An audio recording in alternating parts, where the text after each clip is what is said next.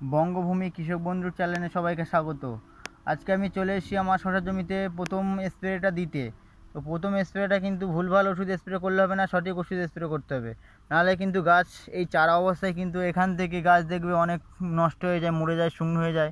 তো একটাও গাছ কিন্তু মরবে না এই ওষুধটা স্প্রে করলে। আমি আমার আগের শসা চাষের ভিডিওতে দেখিয়েছিলাম কী ওষুধ স্প্রে করতে হবে। তো ওই দিকের মতন এদিকটাও সেম ওষুধ স্প্রে করতে হবে, করব।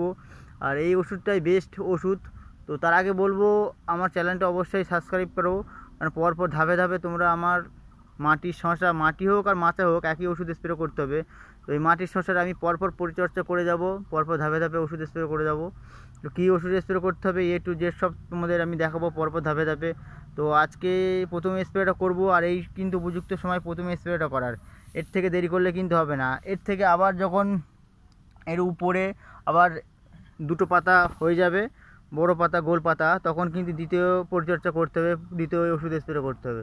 তো আজকে আমি যেটা বলবো তোমাদের স্প্রে করতে, খুবই সুন্দর ওষুধ। একবার তোমরা স্প্রে করে দেখো, একবার যদি স্প্রে করো আর একটা চারাও কিন্তু মরবে না।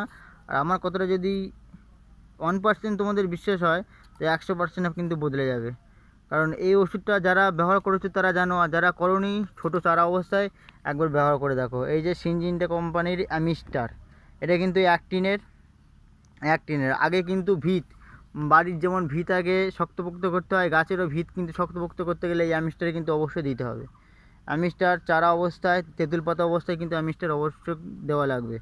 আর সাথে আর একটা ওষুধ বলবো সাদামাছি জন্যে, এই যে একতারা, এটাও কিন্তু সিনজেন্টা কোম্পানির, দুটোই কিন্তু সিনজেন্টা কোম্পানির ওষুধ। তো একতারাটা যাদের সাদামাছি এসছে তারা দেবে, যাদের আসেনি তাদের দিতে হবে না। আমি কিন্তু দিয়ে রাখছি, আমার কিন্তু আসেনি, দেখছি না নেই, তো কিন্তু তবুও দিয়ে রাখছি যাতে না আসে।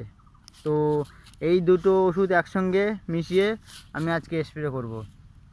এরপর ধাপে ধাপে কী ওষুধ স্প্রে করতে হবে তোমরা সব পেয়ে যাবে। তার জন্য কিন্তু চ্যানেলটা অবশ্যই সাবস্ক্রাইব করতে ভুলবে না। আর যারা দেখছো যাওয়ার আগে কিন্তু একটা লাইক অবশ্যই করে যাবে। আর তোমরা চেষ্টা করবে ওষুধটা ফার্স্ট ভোরে না হলে বিকেলে দেওয়ার চেষ্টা করবে।